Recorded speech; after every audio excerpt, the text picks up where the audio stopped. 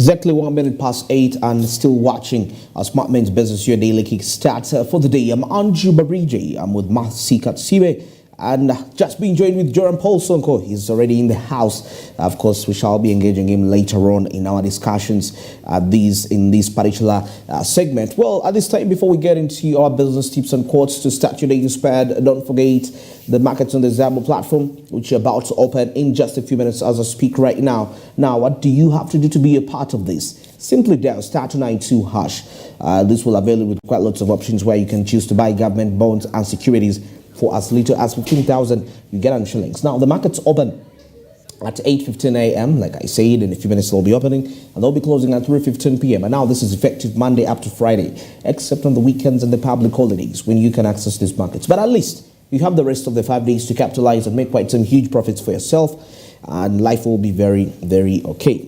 Now, with as little as 15,000, you buy government bonds, and this can be done at any part of the country you will be at, regardless. Whether you have a smartphone, whether you don't have a smartphone, it's made a reality. Now, Zabo says, my money, my future, and Altex East Africa says, do something new. And now let's get straight to our business tips and quotes as you start your day inspired as a young, vibrant entrepreneur.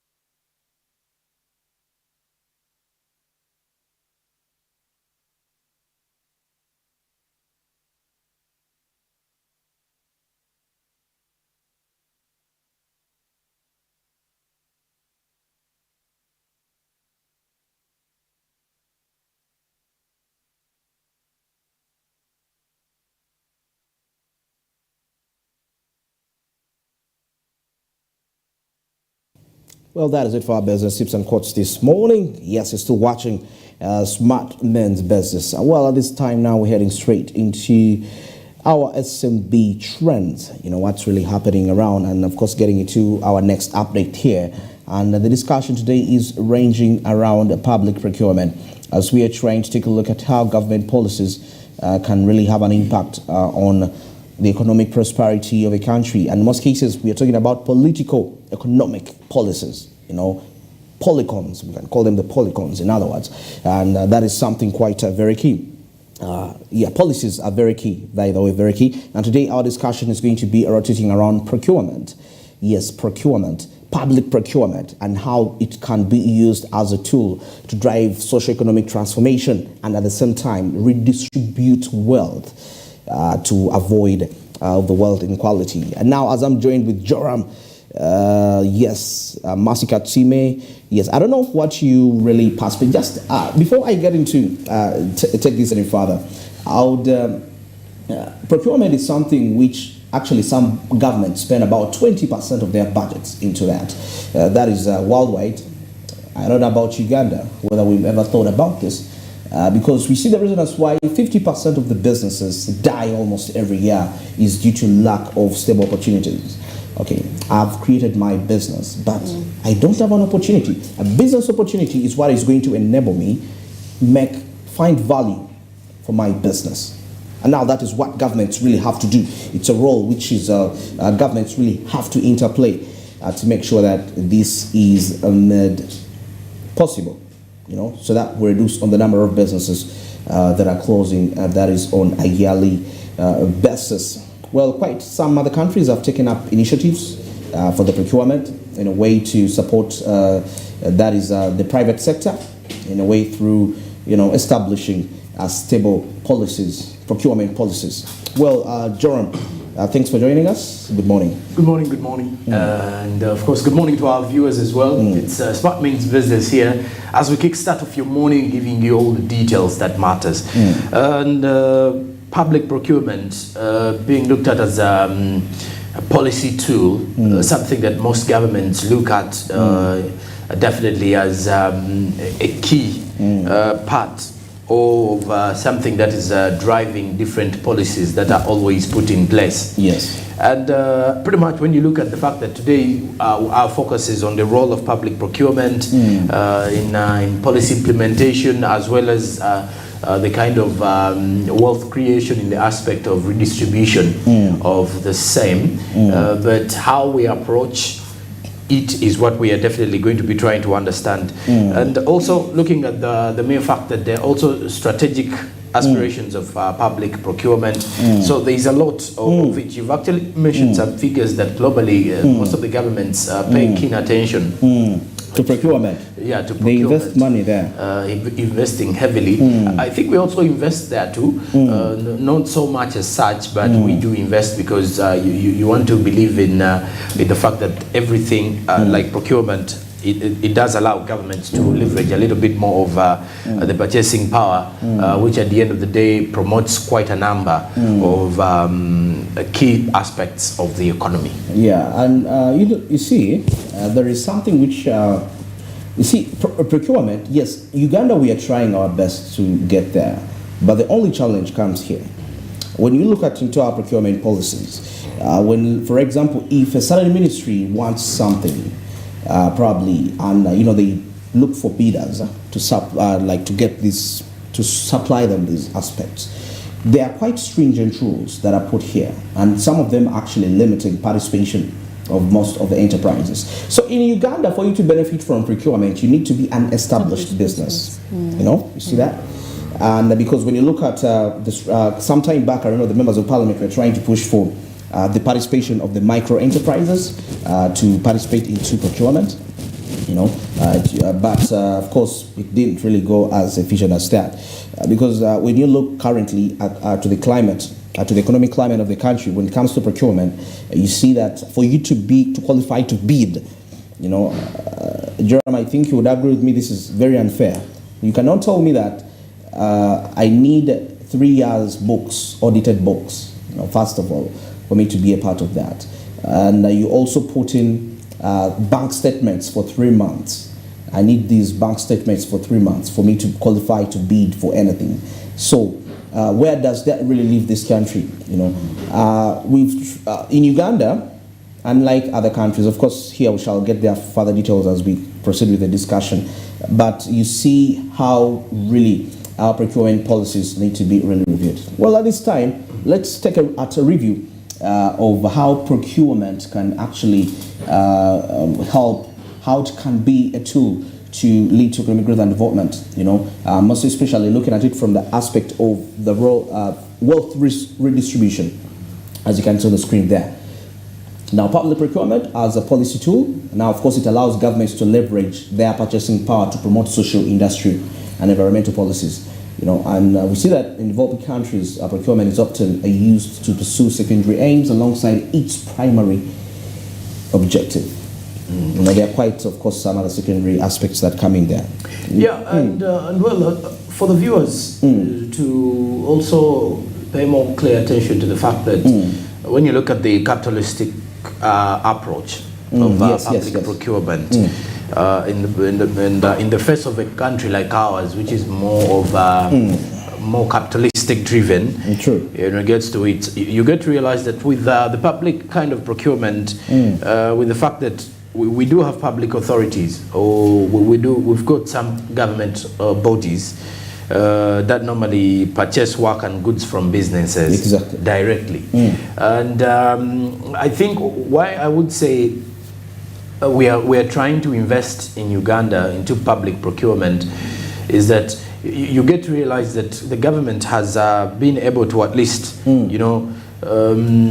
purchase quite a number of things from the private sector. Yes. And this is where you could easily see that the government is more centered around the public procurement, as if you're to look at the capitalistic adoption of it, And of course, when you look at what we do have on screen there, highlighting greatly that capitalists in the low developed countries are increasingly recognizing the potential of public procurement for the wealth redistribution. So that means the capitalists themselves, the private sector, is looking at it as, an opportunity for this kind of wealth redistribution, because they know you are giving services or you are selling goods to the government. Very true. It is a direct benefit to you, or you're actually increasingly growing from the same matter of you getting, because the government is first of all going to pay you quite well, very well, wholesomely. It also takes us back to the reason as to why most banks, for example, just an example of this issue, that when you look at banks giving out loans, they would prefer giving out a loan to the government, however much it is, than giving it out to a private owner, because as a private business owner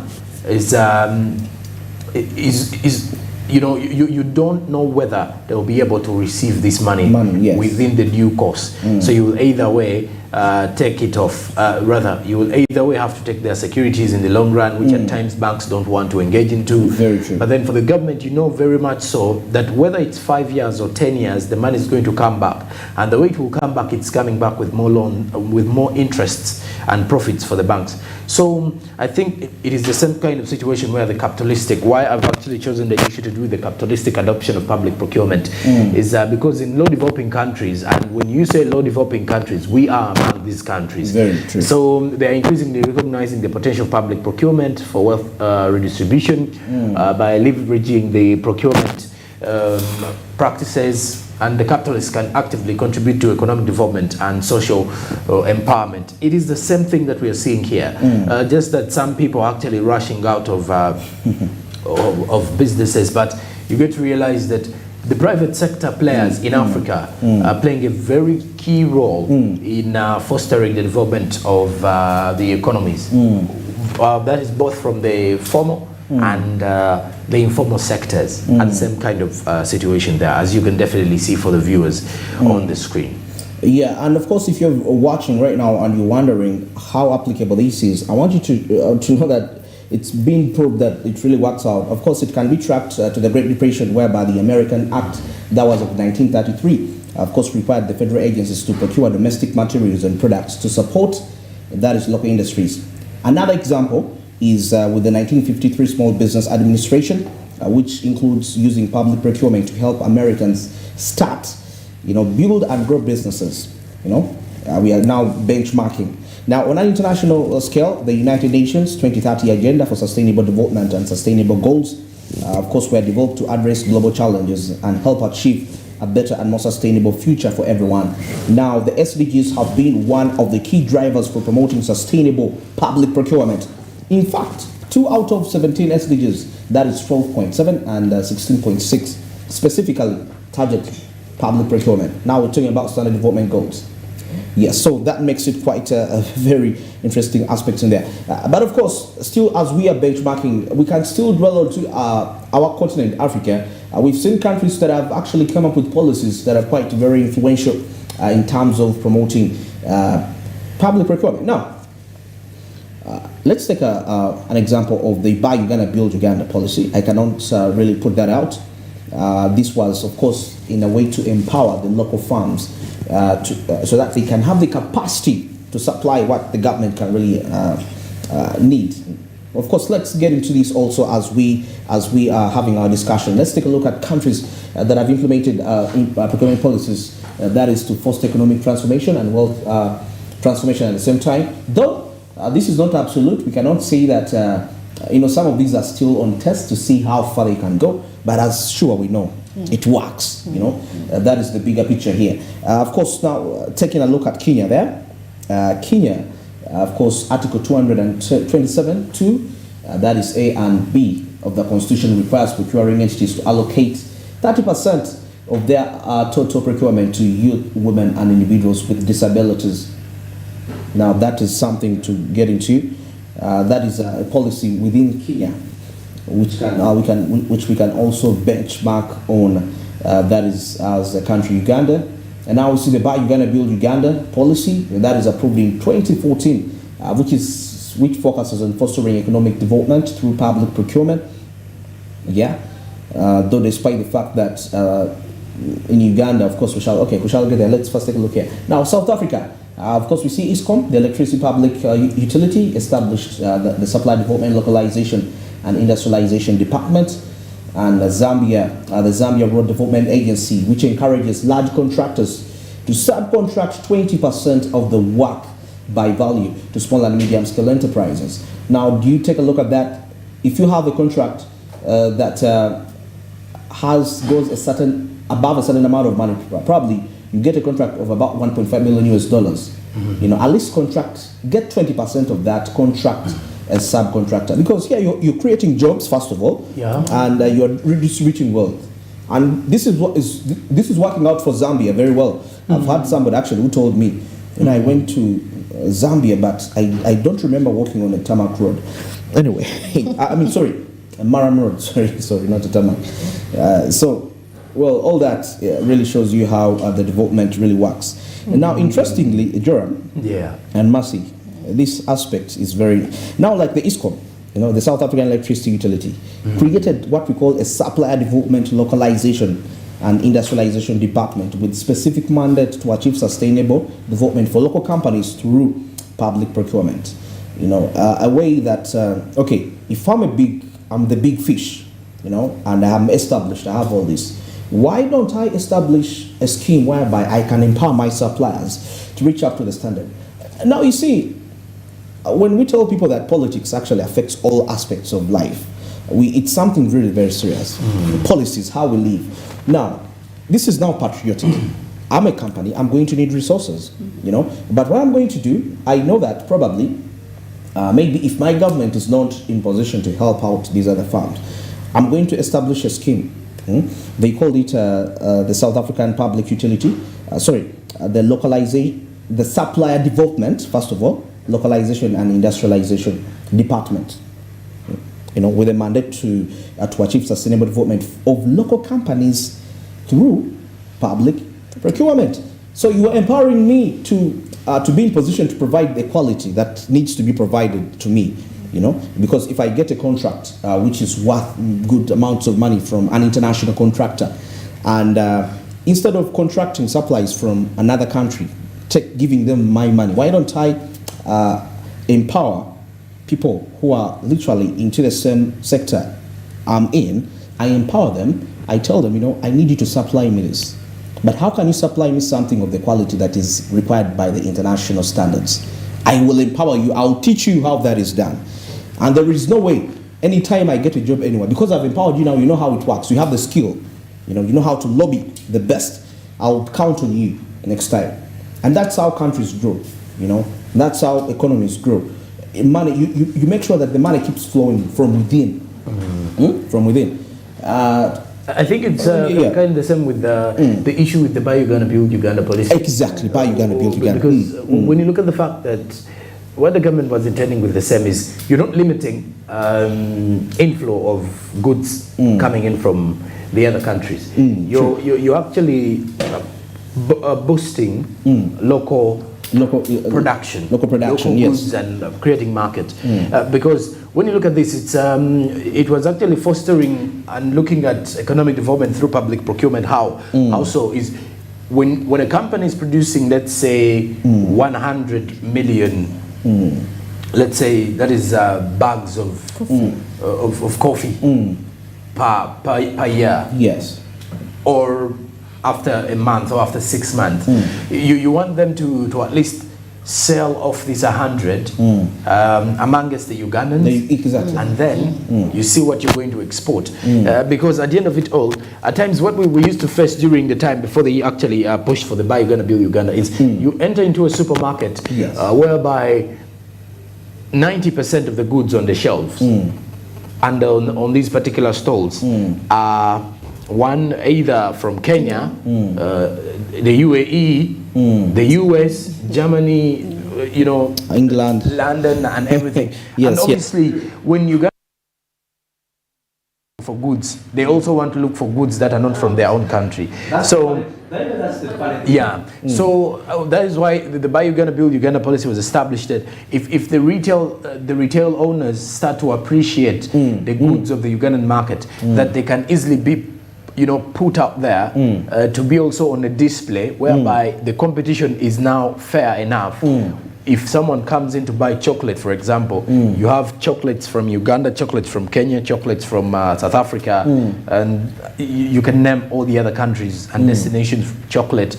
So that if a person comes in, looks at the various types of chocolate, will definitely choose for themselves, depending on what appeals to them. Or they can actually buy everything to at least go out and check out on their own, check the tests. The preferences always change, and I think this drives me back to my point where I was actually saying, yes, we have, by the way, invested in public procurement as a country, and investment in public procurement may not be direct, but it can be indirect. But at the end of the day, you're feeling the pinch, and the cycle is actually designed to feel us, you know, to fill us into the procurement procedures.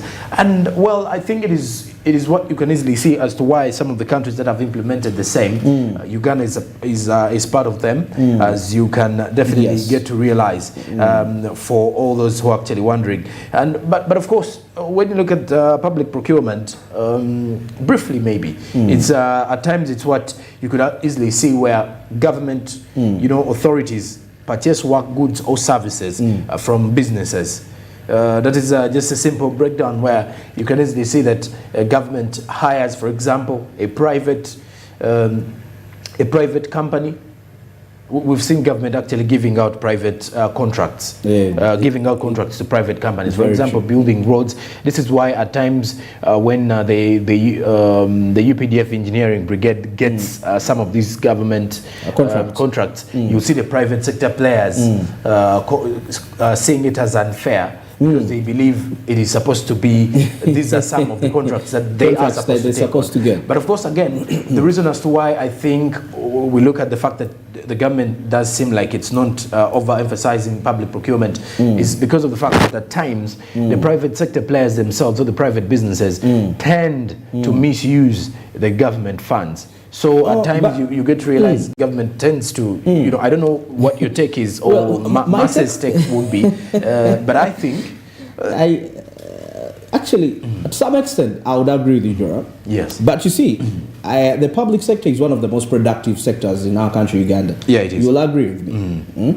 In terms of services they give. That's why you find that in government, that's the reality is, if you've been to government institutes, you can see in the atmosphere around there, whereby it's so, the energy is too negative, unlike the private sector. Because with the private sector, if you don't work, you don't earn. That's how it simply works. So it points you at a picture whereby you really have to work in. A good example here, why now, like the Katonga crisis, the Masaka Highway crisis, Katonga flooded there. By now, if we had empowered established local construction companies, now that wouldn't be an issue of us having to wait for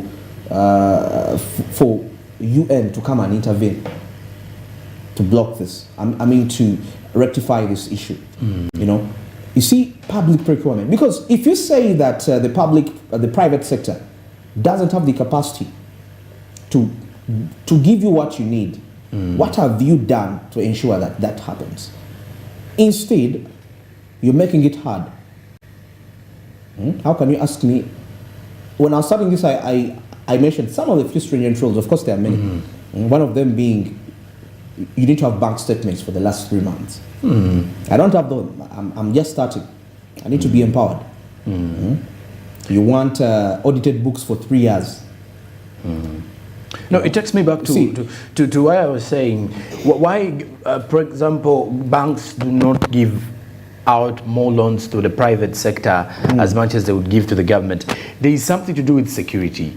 Why the government asks for most of the things from the private sector is you get to realize at times And it's taking me back to what I was saying, why the UPDF brigade normally takes over these contracts, because government feels it's safer to give a contract to a government entity than giving the contract to a private entity, rather to a private entity per se, because these private entities, you never know what their intention is. Because if you're to trace back their past 3 years, you never know whether they will be able to at least make good care of this particular money at the end of the day. So that is something that I feel it's we really need to look at steadily. Sure. All right, now let's get into a short commercial break. As of course, as we return, we have quite lots of more coming up discussions. Stick around. A very good morning.